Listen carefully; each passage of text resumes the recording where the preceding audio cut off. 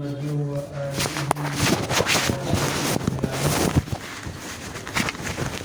ومن تبعهم بإحسان إلى يوم الدين. أما بعد فأعوذ بالله من الشيطان الرجيم. بسم الله الرحمن الرحيم. اقرأ وربك الأكرم الذي علم بالقلم علم الإنسان ما لم يعلم. اللہ تعالیٰ نے سب سے پہلی جو آیتیں نازل فرمائیں ان میں تیسری آیت ہے اقرأ وربک الاکرم. پڑھیے، آپ کے پروردگار بڑے کرم کرنے والے ہیں.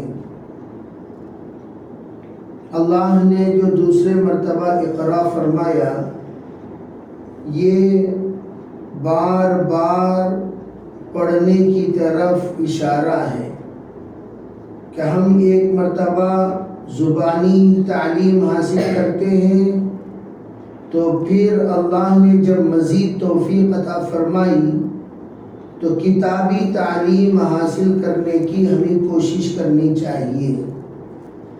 کتابی تعلیم جو بندہ حاصل کرنے والا بن جائے گا وہ بے پناہ تعلیم حاصل کرنے والا بن جائے گا. اسی لیے اللہ جل جلالہ امن والہ نے جس وقت نبی علیہ السلام کو حکم دیا تو پہلی مرتبہ کہا کہ آپ اللہ کا نام لے کر پڑھیے. پھر دوسرے مرتبہ اللہ تعالیٰ نے وہی حکم دیا اقرا، پڑھیے، اللہ ہی کا نام لے کر پڑھیے. رب بڑا کرم کرنے والا ہے، یعنی آپ کی کوشش کبھی ضائع نہیں ہونے دے گا. آپ کا کام پڑھنا ہے، پڑھتے رہنا ہے. عجیب بات حضرات مفسرین فرماتے ہیں کہ علم حاصل کرنا یہ مستقل عبادت ہے. جس طریقے سے نماز عبادت ہے، روزہ عبادت ہے، اسی طرح علم حاصل کرنا بھی مستقل عبادت ہے. عام طور پر ہم علم حاصل کرنے کی عبادت کو سمجھتے ہیں. یہاں پر دو طرح کا حکم بندوں کی طرف ہے. ایک ہے فرائض کا پڑھنا، جیسے میں نے اس سے پہلے کہا فرض کا پڑھنا تو سب پر فرض ہے. ہر ایک انسان جو بھی ایمان میں داخل ہوتا ہے اس کو ارکان اسلام پڑھنا فرض ہے، اوامر اسلام پڑھنا فرض ہے، نواہی اسلام پڑھنا فرض ہے. اللہ کس سے راضی ہوتا ہے جاننا فرض ہے، اللہ کس سے ناراض ہوتا ہے جاننا فرض ہے، کس سے ایمان باقی رہے گا جاننا فرض ہے، کس سے ایمان ختم ہو جاتا ہے وہ بھی جاننا فرض ہے. اگر ہم ایمان قبول کرنے کے بعد ایمان کن کن چیزوں سے ختم ہو جاتا ہے اگر ہم وہ نہیں جانیں تو بہت سارے مسلمان ہونے کے باوجود کفر میں اور شرک میں مبتلا ہو کر ان کا ایمان رخصت ہو چکا ہوتا ہے. ان کو پتہ بھی نہیں چلتا ہے کہ ہمارا ایمان رخصت ہو چکا ہے. حضرت ثناء اللہ پانی پتی رحمۃ اللہ علیہ نے ہی اور بھی اس پر ایمان کے رخصت ہونے کے بارے میں فرماتے ہوئے کہا، اگر کوئی بندہ یہ کہتا ہے لا الہ الا اللہ لا رزاق الا اللہ، کوئی رازق نہیں ہے سوائے اللہ کے، اللہ اکیلا تنے تنہا رزق دینے والا. اگر اس بندے نے یوں کہا اللہ بھی رزق دیتا ہے، اللہ بھی رزق دیتا ہے، صرف اس نے بھی کہا تو علماء کہتے ہیں اس کے بھی کہنے پر اس کا ایمان رخصت ہو جائے گا. ہی کی جگہ پر بھی یعنی ایک نقطے کا اس نے اضافہ کر لیا. ایک نقطے کا اضافہ بھی اللہ کے یہاں برداشت نہیں ہے. اللہ تعالیٰ اسے بھی بخشے گا نہیں، معاف نہیں کرے گا. ایک نقطے کی شرکت بھی اللہ کے یہاں برداشت نہیں ہے. اسی لیے کہا پڑھیے، اللہ کا نام لے کر پڑھیے، جانتے رہنا، سنتے رہنا ہمارا کام، وقت پر اللہ تعالیٰ وہ علم ہمیں ضرور یاد دلائے گا۔ اسی لیے کہا جاتا ہے عقل کے 5 درجات ہیں، 5واں جو درجہ ہے وہ ہے عقل کا حافظہ۔ وہ حافظہ والا جو درجہ ہے، اس درجے پر جو بھی باتیں ہم سنتے ہیں ان تمام کو اللہ تعالیٰ محفوظ کر دیتا ہے۔ جس طریقے سے ہمارے تمام جتنے بھی ڈاکومنٹس ہیں، جتنے بھی ہمارے باتیں ہیں، جتنے بھی ہمارے امیجز ہیں، جتنے بھی چیزیں ہیں، وہ سب کے سب جا کر باقاعدہ میموری میں ضبط ہو جاتی ہیں، جم جاتی ہیں، جڑ جاتی ہیں، محفوظ ہو جاتی ہیں۔ پھر اس کے بعد جب ہم اس کو بٹن دبانے پر جب ہم اسے دیکھنا چاہتے ہیں، اندر جاتے جاتے جاتے جاتے آپ کو سیو کردہ چیز نظر آئے گی۔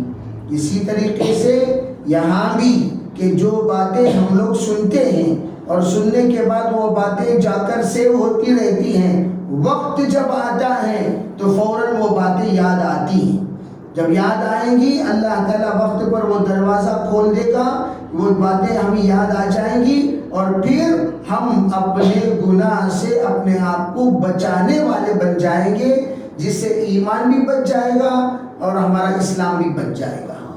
اسی لیے فرمایا دیکھو اقرأ وربک الاکرم، سست نہیں ہونا، تھکنا نہیں، پڑھتے رہو۔ جیسے کہ ماشاءاللہ ہماری مجلس تفسیر ہے، مدرسے میں ہماری شرکت ہے، مسائل کا پڑھنا پڑھانا ہے، اور عقائد کا پڑھنا پڑھانا ہے، لغات کا پڑھنا پڑھانا ہے، قرآن کا پڑھنا پڑھانا ہے، یہ سب کے سب مایوس نہیں ہونا۔ بعض مرتبہ ہماری بہنیں جب آتی ہیں، 1 دن 2 دن 3 دن 4 دن آئیں، اگر سبق یاد نہیں ہوا تو وہ بیزار ہو جاتی ہیں، وہ تھک جاتی ہیں، وہ یہ نیت کر لیتی ہیں کیا یہ جا کر بار بار شرمندہ ہونے سے بہتر کہ ہم جانا ہی چھوڑ دیتے ہیں۔ کہا نہیں، اقرأ وربک الاکرم، ارے بھئی تمہارا کام پڑھتے رہو۔ جیسے نماز ہم پڑھتے رہیں گے موت تک، ہم نماز قبول ہوئی کہ نہیں ہوئی اس کے بارے میں توجہ اللہ سے دعا میں دیتے ہوئے، اور ہم دعا میں دیتے ہوئے کہ اللہ میں تو بہتر سے بہترین نماز پڑھنے کی کوشش کر رہی ہوں، میری نماز کو تو بہترین بنا دے۔ اب ہم نماز پڑھنے کی کوشش تکبیر اولیٰ سے لے کر سلام تک، جیسے حضرت انعام الحسن صاحب رحمۃ اللہ علیہ سے پوچھا نماز کے اندر کس طریقے سے خوف و خشیت پیدا کرنی چاہیے، حضرت نے فرمایا جس وقت آپ نماز پڑھو یہ نیت اور یہ استحضار کرو کہ اللہ مجھے دیکھ رہا ہے، اور اپنی نیت کو 3 مرتبہ ٹٹولا کرو، میں اللہ کے لیے نماز پڑھ رہا ہوں، میں اللہ کے لیے نماز پڑھ رہا ہوں، میں اللہ کے لیے نماز پڑھ رہا ہوں۔ ہر رکن میں 3 مرتبہ اللہ کو یاد کر لیا کرو، انشاءاللہ اللہ اپنی دھیان والی نماز تمہیں نصیب کر دے گا۔ تو اسی طریقے سے چلتے چلتے ہماری نماز اللہ کے یہاں مقبول بنے گی، محبوب بنے گی، مطلوب بنے گی۔ لیکن اسی طرح ہم اپنے گھر میں رہتے ہوئے ہم اس بات کی کوشش کریں کہ ہم اپنے تعلیم کو کنٹینیو رکھیں، مدرسے کو آتے رہیں، اللہ علم دیتا رہے گا۔ ہماری محنت اور کوشش کی برکت سے ہم اعلیٰ درجے کے عالمہ نہیں بن سکے، کوئی بات نہیں، اللہ تعالیٰ ہمارے نسلوں میں اس علم کو اللہ منتقل کرے گا، وہ فہم کو اللہ منتقل کرے گا۔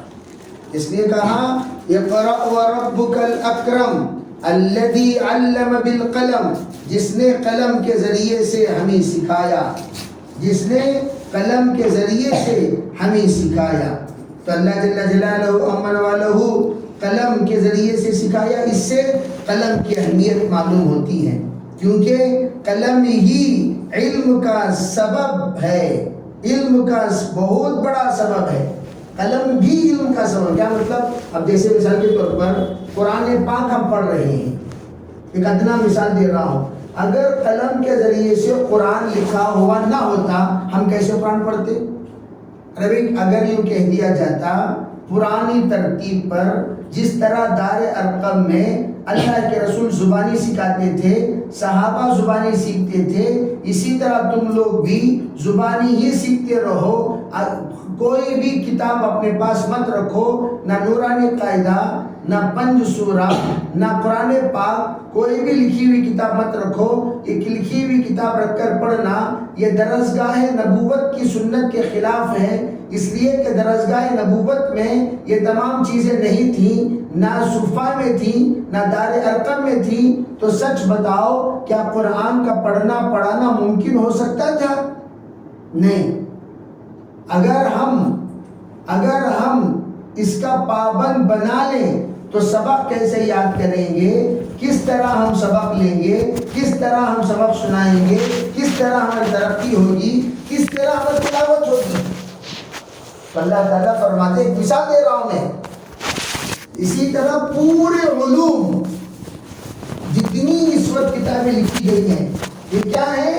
معافی صدور کو معافی سطور بنا دیا گیا، دل کی باتوں کو قلم میں بند کر دیا گیا، ذہن کی باتوں کو قلم میں بند کر دیا گیا۔ جو باتیں اللہ کی طرف سے ذہن میں ڈالی گئیں ان تمام باتوں کو قلم میں مقید کر دیا گیا۔ اب جو باتیں آپ کو ہم لوگ پڑھتے ہوئے محسوس کرتے ہیں، ماشاءاللہ کیا بہترین تفسیر ہے، کیا بہترین تشریح ہے، کیا بہترین نقطہ ہے، یہ تمام باتیں قلم کی برکت سے ہمیں حاصل ہوئی۔ اسی لیے حضرت قتادہ رضی اللہ تعالی عنہ کا ایک مشہور مقولہ ہے، قلم اللہ کی بہت بڑی نعمت ہے، اگر یہ نہ ہوتا تو نہ دین قائم رہتا نہ زندگی بہتر ہوتی۔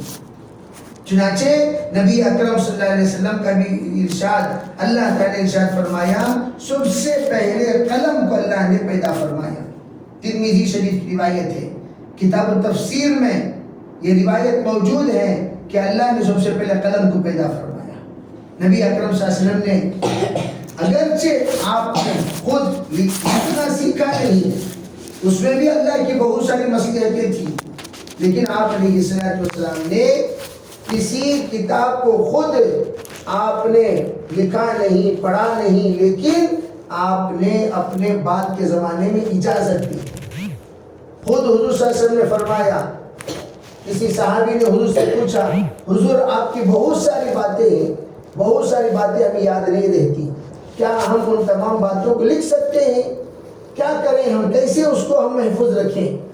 تو آپ نے فرمایا، قید العلم، علم کو مقید کر لو، جو باتیں میرے زبان سے نکلتی ہیں ان باتوں کو مقید کر لو۔ پوچھا عمرو بن العاص رضی اللہ تعالی عنہ نے، کیف اقید العلم یا رسول اللہ، حضور ذرا بتائیے علم کو کیسا مقید کیا جا سکتا ہے؟ فرمایا، قید العلم بالکتاب، علم کو مقید کرو لکھ کر۔ میں اسی لیے کہا کرتا ہوں ہماری بہنوں سے بھی کہ ہم جب تفسیر میں بیٹھیں تو جو باتیں سنائی جا رہی ہیں وہ لکھیں، وہ لکھا کریں۔ اللہ کے رسول علیہ السلام کی اجازت کے بعد 22 حدیث کی کتابیں اللہ کے رسول کے زمانے میں لکھی گئی۔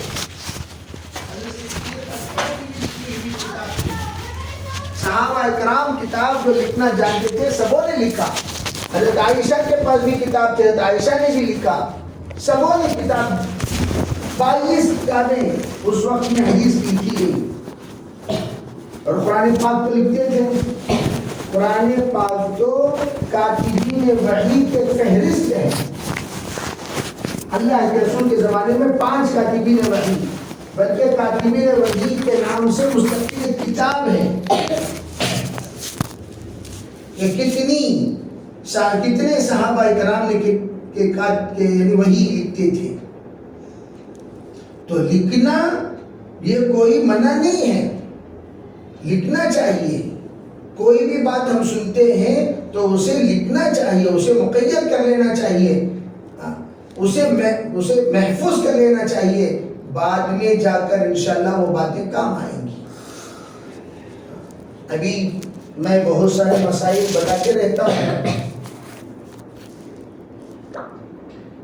بہت سارے مسائل میں بتاتے رہتا ہوں۔ خواتین کی طرف سے آج صبح ایک خط پہنچا، جو مسئلہ میں نے بتایا ہی نہیں وہ سب لکھا ہوا ہے، آپ نے یہ بتایا، آپ نے یہ بتایا، آپ نے یہ بتایا۔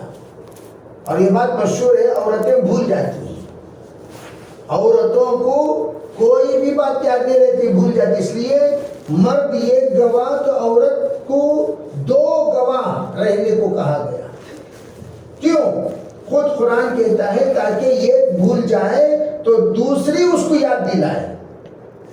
عورتوں کے اندر تو بھلٹ کی ایک طبیعت ہے، تو وہ بھول جاتی ہیں، ان کو یاد نہیں رہتا۔ ہم بتائے کچھ اور وہ لکھ لیے کچھ، وہ سمجھ گئے کچھ، تو انہوں نے یہ لکھ دیا یہاں پر آپ نے یہ بتایا، آپ نے یہ بتایا، حالانکہ میں نے وہ بتایا ہی نہیں۔ کیسا بتا دیتے؟ کوئی غلط مسئلہ، وہ بھی معمولی مسئلہ، کہ اس بات کو یہ کہا جا رہا ہے کہ آپ نے بتایا، آپ نے بتایا، آپ نے بتایا، ہم نے بتایا ہی نہیں۔ تو پتا چلا کہ ہمارے ذہن میں وہ باتیں صحیح نہیں دکھ رہی ہیں، باتیں بدل رہی ہیں، باتیں بدل جاتی ہیں۔ تو اس لیے جو باتیں کہی جاتی ہیں اسے باقاعدہ ریکارڈ بھی کرتے ہیں، تاکہ ہم نے کیا کہا، کب کہا، کس وقت کہا، کیوں کہا، کس لیے کہا، کس طرح کہا، ریکارڈ کر لیتے ہیں۔ وہ ریکارڈنگ جو آپ کو بھیجی جاتی ہے وہ کیوں؟ وہ اس لیے تاکہ ہم نے جو کہا وہ آپ اگر لکھ لیے، لکھنے میں کچھ کمی آ گئی تو ریکارڈنگ سن کر پھر لکھ لو۔ کوئی بات سمجھ میں نہیں آئی، دوسرے دن آ کر آپ باقاعدہ پوچھئے کہ بھی یہ تفسیر میں یہ بات کہی گئی ہے، بتائیے کیا۔ عورتوں کے اندر پوچھنے کا مزاج ہونا چاہیے، سوال کا مزاج ہونا چاہیے۔ سوال کا مزاج ہوگا تو علم میں ترقی۔ اور حضرت عبداللہ بن مسعود رضی اللہ تعالیٰ عنہ جب بیان کرتے تھے، باقاعدہ عورتیں اندر سے سوالات کرتی تھیں، اور خود حضور صلی اللہ علیہ وسلم جس وقت تشریف لے گئے تو عورتوں کی طرف سے درخواست ہوا، آپ مردوں میں بیان کرتے ہیں، عورتوں میں کیوں نہیں کرتے؟ تو ماشاءاللہ ہمارے یہاں عورتوں کے لیے جب علمی مجلس کا نظم بنایا گیا ہے، علمی مجلس کا جس وقت انتظام کیا گیا ہے، ہونا کیا چاہیے؟ ہونا یہ چاہیے کہ ہماری تمام بہنیں اس سے فائدہ اٹھاتی، جو خرافات ہیں، رسومات ہیں، بدعات ہیں، سوالات ہیں، علمی خلجان ہیں، آپس میں الٹے سیدھے مسئلے، خصوصاً اللہ کے راستے میں تبلیغی جماعت میں جب بھی نکلنا ہوتا ہے تو اس موقع پر جو آ رہا ہے سب مسئلے بولتے رہتے ہیں، الٹے سیدھے مسئلے اور الٹے سیدھے بیانات، الٹے سیدھے مذاکرے، مذاکروں کا کوئی ٹھکانہ نہیں، بیانات کا کوئی۔ میں تو ہمارے پرانوں میں بات کرتے ہوئے یہاں تک میں نے کہا، تم لوگ جو بیان کرتے ہو 80% بیان ریجیکٹ کرنے کے قابل ہوتی ہے، 80%۔ کیوں؟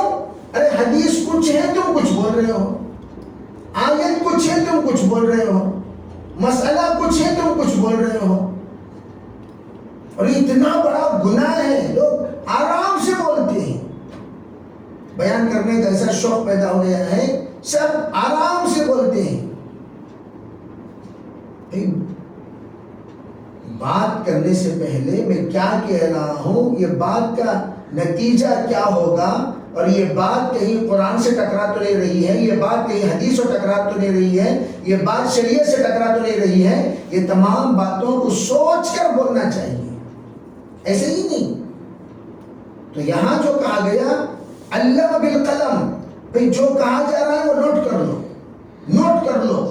سو بکنا یہ لکھنا مشہور مقولہ ہے، بلکہ 1000 بکنا یہ لکھنا یہ بھی کہا جا سکتا ہے کہ 1000 لوگ بک رہے ہیں، ایک لکھ لیے تو سب کے بکواس بند ہو جائے گا، لکھت کی برکت سے، کتاب کے حوالے سے، رائٹنگ کو دکھانے سے سب بند ہو جائے گا۔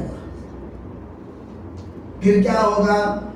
علم میں اضافہ ہوگا، علم بڑھتا رہے گا، علم الانسان ما لم یعلم، انسان اللہ جل جلالہ اس قلم کے ذریعے سے انسان کو ان چیزوں کی تعلیم دی اللہ نے جن کو وہ نہیں جانتا تھا، جن کو وہ جانتا ہی نہیں تھا، ان تمام باتوں کی اللہ تعالیٰ نے اس بندے کو تعلیم دی۔ ماشاءاللہ اس کے سلسلے میں مزید وضاحت میں بتاؤں گا کیا کیا چیزیں انسان نہیں جانتا تھا، اللہ تعالیٰ نے کیسے کیسے اس کی ترقی عطا فرمائی، وہ تمام باتیں انشاءاللہ ہمارے سامنے آئیں گی۔